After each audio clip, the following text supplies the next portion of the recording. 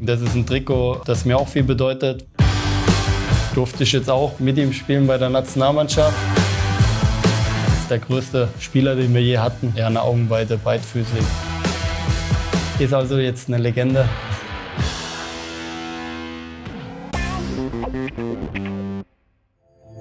Für diese Folge Trikot Talk haben wir den Mann mit der Nummer 13 eingeladen, Pascal Groß, und finden jetzt heraus, welche Trikotnummern sich bei ihm noch so im Schrank verstecken. Hi! Hallo.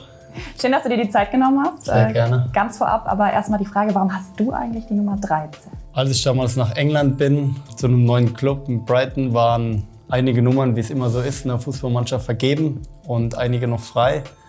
Und ich dachte, die 13 ist ein gutes Omen, weil Ballack mit der 13 als Deutscher sehr erfolgreich in England gespielt hat für Chelsea. Und ich auch viel Chelsea geschaut habe. Und dann dachte ich, dann nehme ich auch die 13 und probiere auch eine erfolgreiche Geschichte zu gestalten in England. Hat ja auch sehr gut funktioniert. Ja. Und ich gehe mal davon aus, du hast uns auch einige Trikots aus der Premier League jetzt mitgebracht. Starten wir mal mit dem ersten.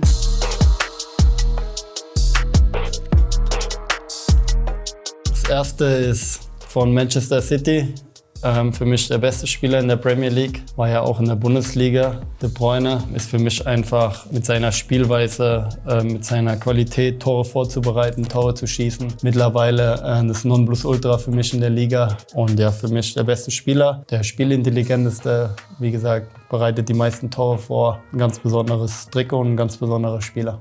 Heißt aber, es hat jetzt auch über die Jahre nochmal einen besonderen Wert für dich.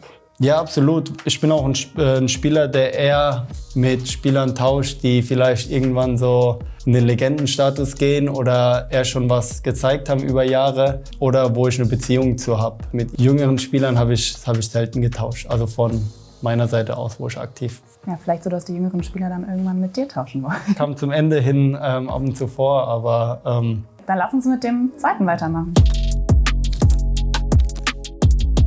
Ja, das nächste Trikot ist Cesc Fabregas. Ich glaube, ein ähnlicher Spieler wie De Bruyne. Die Spielertypen sind Spieler, die kreieren, die ein Spiel kontrollieren mit ihrer Technik. Für mich auch ein ganz besonderer Spieler. Ich glaube mittlerweile beide auf Platz 1, 2 oder 3, was so die Assists in der Premier League-Historie angeht. Vielleicht noch mit David Silva. Deswegen auch für mich ein besonderes Trikot. Super Spieler. Das habe ich, glaube ich, 2017, 18 getauscht, weil der Meister der Premier League spielt immer mit einem goldenen Wappen hier von der Liga, von der Vorjahresmeister, und da steht Champions zu 16, 17, also müsste ich das 17, 18 getauscht haben. Jetzt ist Cesc auch ein ähnlicher Spielertyp wie du. Hast du dir über die Jahre was abgucken können? Ja, ich schaue mir immer von solchen Spielern was ab. Auch bei De Bruyne probiere ich schon, Leute, die so viel kreieren, so viel vorbereiten, probiere ich schon immer zu schauen, weil es immer ähnliche Situationen sind oder ähnliche Abläufe, ähnliche Flanken, lange Pässe, wie sie in solche Situationen kommen, wie sie die Pässe spielen. Ich glaube, man lernt nie aus und von den Besten kann man immer lernen. Versuchst du denn auch eher dann mit Spielern auf deiner Position die Trikots zu tauschen? Ja, schon. Außer es jemand Außergewöhnliches, aber nee, eigentlich meistens Spielertypen, mit denen ich mich auch irgendwo identifizieren kann. Danke dir, machen wir mit dem nächsten weiter. So, das dritte Trikot ist Kai Havertz, was ich gesagt habe, oder man hat immer einen gewissen Bezug zu jemandem. Kai spielt wie ich jetzt auch schon länger in der Premier League, ist, glaube ich, ein ganz besonderer Spieler und ein ganz besonderer Mensch auch. Deswegen, das ist ein Trikot, das mir auch viel bedeutet, weil es einfach ja ein Top-Spieler ist, aber auch ein Top-Mensch, mit dem ich mich gut verstehe. Deswegen hat es bei mir auch einen besonderen Platz. Hat ja auch schon einen Siegtreffer im Champions League-Finale geschossen.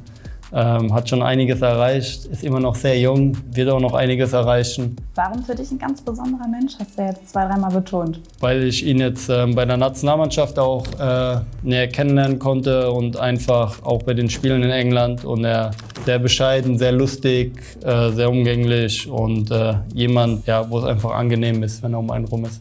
Danke, du hast uns echt eine Top-Auswahl mitgebracht. Ja. Wir haben aber noch ein Special-Trikot für euch. Das hast du als viertes mitgebracht.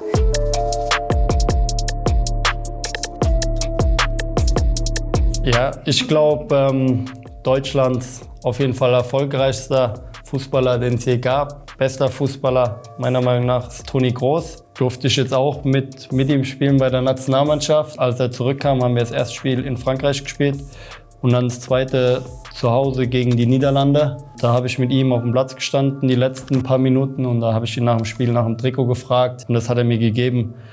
Und das ist bei mir auch, wird einen ganz besonderen Platz einnehmen. Werde ich auch einrahmen, denke ich, weil so ein paar Legenden, Rooney habe ich noch zu Hause, hat jetzt auch aufgehört mit dem aktiven Spiel. Ist also jetzt eine Legende.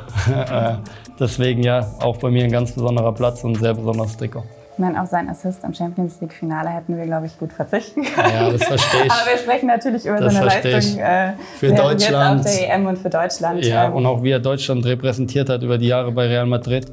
Ich glaube, die Anerkennung war nie so groß, wie sie hätte sein müssen. Ich glaube, mittlerweile ist es so, aber ist der größte Spieler, den wir je hatten, hat alles gewonnen und nicht nur einmal. Jetzt hast du ihn hautnah erlebt. Was für eine Aura hat er während der EM im Team versprüht? Keine Starallüren, sondern einfach jeden Tag mit Leistung und Qualität vorangegangen und auch immer ein offenes Ohr, sehr umgänglich, hat einem geholfen, wenn man Fragen hatte. Und auch da wieder, man lernt nie aus. Ich konnte mir jeden Tag Sachen abgucken. Wir spielen auf einer ähnlichen Position. Für mich ist das einfach die allerhöchste Qualität. Ja, eine Augenweide, beidfüßig. Hat Spaß gemacht. Vielen Dank, dass du uns das noch mitgebracht hast für das Format hier. Und wir schließen das ab oder machen das mit einem 5. Trikot. Das kommt von uns. Okay. Das darfst du gerne noch unterschreiben. Und das verlosen wir dann am Ende der Staffel. Vielen lieben Dank. Bitteschön.